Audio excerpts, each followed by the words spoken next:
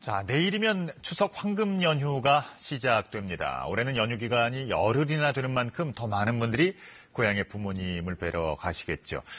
오늘 그런 분들을 위해서 부모님의 건강을 간단하게 확인할 수 있는 방법 좀 알아보겠습니다. 서울대 가정의학과 박민선 교수님과 함께하겠습니다. 안녕하세요. 안녕하세요. 네, 어디 시댁 가십니까? 네, 저희는 남편이 첫째라서요. 집에서 해야 될 것 같아요. 아, 바쁘시겠네요. 네, 그렇습니다.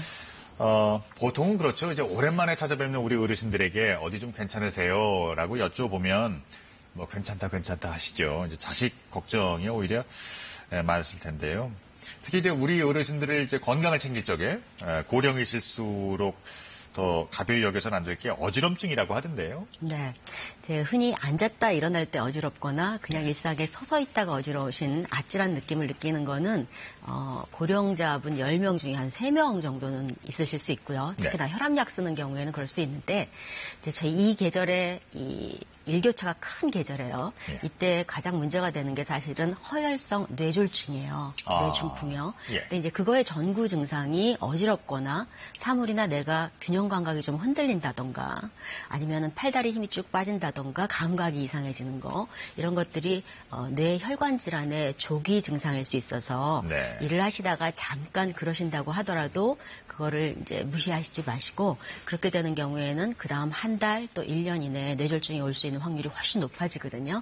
그래서 그거를 좀 잘 살펴보시는 게 필요할 것 같고 그 이외에 사실은 눈이 한쪽이 안 보인다든가 한쪽 눈의 시야의 반쪽이 안 보인다든가 이런 거가 눈의 문제가 아니라 후두 옆 뇌혈관의 문제일 때가 있어요. 여기요? 예, 그래서 그런 경우에는 우선은 응급실을 방문하셔서 신경과를 먼저 그다음 안과를 이렇게 챙겨보시는 게 좋겠습니다. 네. 그러니까 우리가 흔히 이제 빈혈 때문에 생긴다고 믿고 있는 눈앞이 캄캄해지는 증상 있잖아요. 그러니까 이런 것들도 포함하는 겁니까? 네, 그렇습니다. 사실 빈혈은 저희가 남녀에 있어서 수치가 12, 혈색소 수치가 남자는 13, 이 정도가 아래로 될 때 빈혈이지만 그거에 한 5, 6 정도 돼야 증상이 있지 증상이 별로 없습니다. 얼굴이 좀 창백해지지. 지금 이거는 아찔한 증상이라서 심장에서 뇌로 혈류를 잘 못 올려보내는 게 원인이 되겠습니다. 네. 그런가 하면 또 우리 어르신들일수록 그러니까 고령자들일수록 그 치아를 잃는 결손 치아이신 분들이 많잖아요. 이게 이제 치아가 빠지는 것은 치아를 잃는 것 그 이상이에요. 그러니까 치과 질환으로 끝나지 않을 수 있다면서요? 네, 그렇습니다. 사실은 치아가 없거나 잇몸에 염증이 자주 생기시는 원인이 지나치게 무리하시면서 염증이 생기는 경우가 있거든요.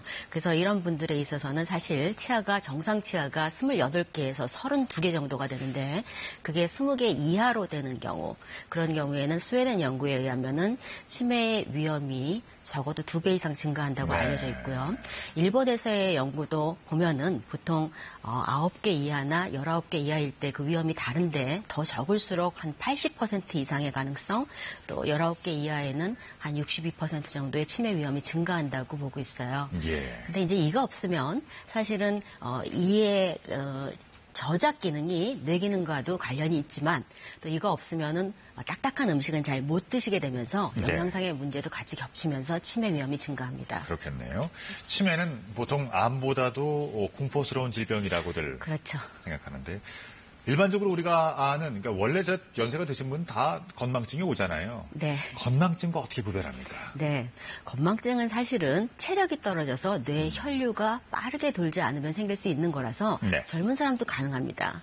근데 이제 일반적인 건망증은 거기에 대한 힌트를 주면 작년에 어디를 갔었잖아요. 그랬을 때 그거는 기억을 못해도 그때 누구를 만났었잖아요. 그러면 아 그랬지 하고 기억하시는 게 건망증이고요.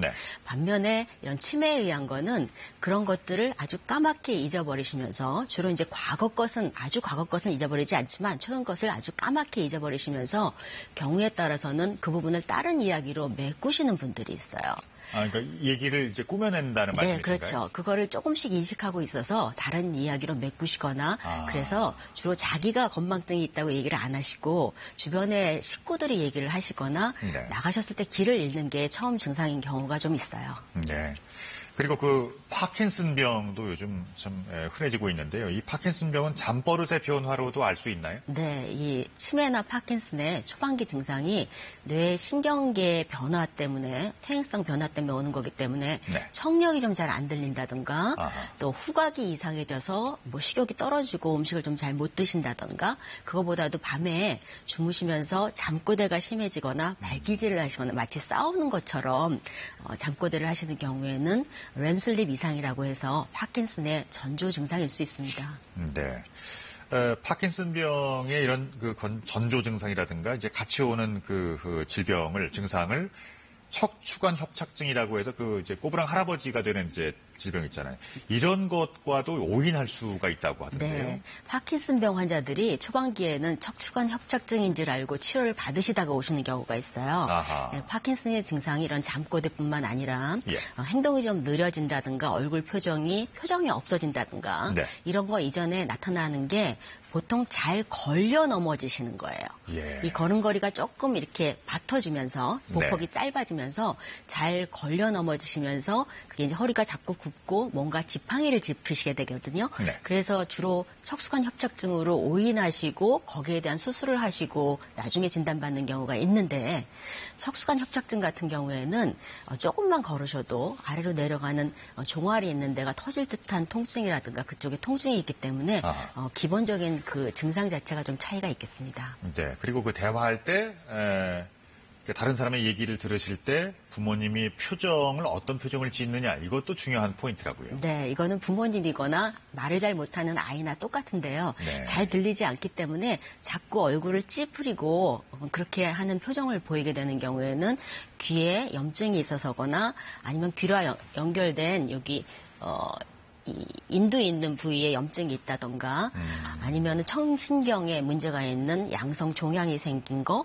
또 메니에르라고 하는 그런 귀에 물이 차는 듯한 느낌이 나면서 청력이 소실되는 질환일 수 있어서요. 네. 이비인후과를 좀 방문하시면 좋겠습니다. 그런가 하면 그 어르신이 갑자기 돋보기가 없어도 잘 보인다 이런 말씀을 하시면은 얼른 병원에 가야 된다고 하던데요. 네, 이 가까운 데 거는 사실은 네. 노안이 되는 게 좋은 눈의 일상적인 그런 증상의 변화지 네. 가까운 거를 더 잘 보시는 게 원래 이제 시력이 나쁘시면은 연세 드시면서 좀 더 잘 보시거든요. 네. 근데 그게 갑자기 나타난다면 그거는 오히려 시력이 나빠지는 경우가 있어서 아하. 흔히들 노인의 3대 질환이라고 하는 황반 변성이라든가 녹내장 그리고 백내장 이런 것들을 의심해야 되는데요.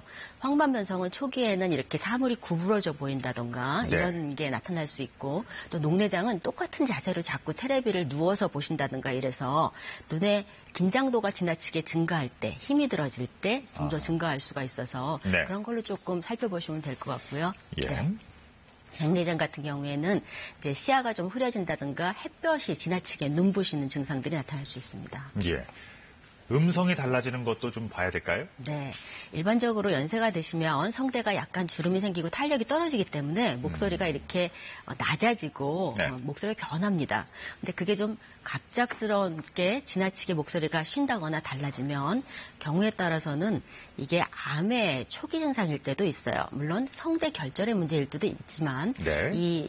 이 후두를 관할하는 그런 성대를 관할하는 신경이 갑상선이라든가 식도 폐를 지나가기 때문에 그 부분에 암이 생겨서 그 신경을 자극하게 되면 쉰 목소리가 날 수 있습니다. 예. 그러니까 심폐기능에 이상이 생기는 건 어떻게 하면 알 수 있을까요? 그거는 일반적으로 심폐기능이 이상이 생기면 숨이 차는 게 생기죠. 네. 그래서 이제 평상시 하던 것보다 조금 힘들게 느끼는 거 이런 게 있고 경우에 따라서는 이제 사실은 심폐는 폐와 심장이기 때문에 예. 폐 질환과 관련돼서는 이렇게 장기침이 나시는데 이렇게 온도 습도가 변할 때 조금 더 장기침이 많이 나시는 것 자체가 그 폐의 방어 기능이 떨어지는 거예요. 이러신 분들은 감염의 위험이 높기 때문에 조심하실 필요가 있고 그 이외에 심장에 이상이 있어서 누울 때 숨이 차거나 이렇게 자리를 좀 돌리면 숨찬 게 좀 변하시는 덜 차는 거죠. 예. 누워있을 때는 폐로 물이 조금 더 가기 때문에 혈류가 더 가기 때문에 더 숨이 차고요. 네. 이런 경우에는 심부전 같은 거를 의심하셔야 되죠. 알겠습니다. 그리고 추석에 이제 우리 어르신들을 만나 뵀을 때 반드시 여쭈어봐야 할 내용들 좀 정리해 주시죠, 간단하게. 네, 어르신들이 여러 가지 기억력이 떨어진다든가 뭐 소화가 안 되다든가 하는 증상이 나타나는 첫 번째 원인은 네. 제 시간에 제대로 된 식사를 안 하시기 때문이에요. 네. 젊었을 때는 감정적인 스트레스가 가장 몸에 영향을 크게 미치고 그다음에 운동이나 먹는 거에 순위라면 어르신은 먹지를 제대로 못하면 움직이지 못하고 그다음에 감정도 우울해지거든요. 네. 그래서 첫 번째로 제때 식사하시는지 그다음에 과음을 많이 하시는지 특히나 요즘 명절 같은 때면은 음주랑 과식하시고 난 다음에 심근경색 위험이 높아지거든요. 그래서 미국 같은 경우에는 경보를 내보내기도 해요. 그래서 그거를 챙겨보실 필요가 있고 그다음에 세 번째로는 잘 주무시는지, 낮에 활동이 제대로 되지 않으면 잠자는 시간이 달라지는데 어르신들은 일반적으로 조금 일찍 주무시고 일찍 깨시잖아요. 네. 근데 그렇지 않고 너무 못 주무시고 이런 것이 있는지 없는지 챙겨보실 필요가 있고요. 네 번째로는 약이 여러 가지 약을 같이 쓰시는 경우에는 약간의 상호작용이 있을 수 있어서 몇 가지 약을 쓰시는지 정도 우선 좀 체크해 보실 필요가 있는데 5가지 이상이 되면 약간 상호작용이 늘 가능성이 있습니다. 잘 알겠습니다. 자, 여기까지 말씀 듣겠습니다. 지금까지 서울대 가정의학과 박민선 교수님과 말씀 나눠봤습니다. 고맙습니다. 예, 감사합니다.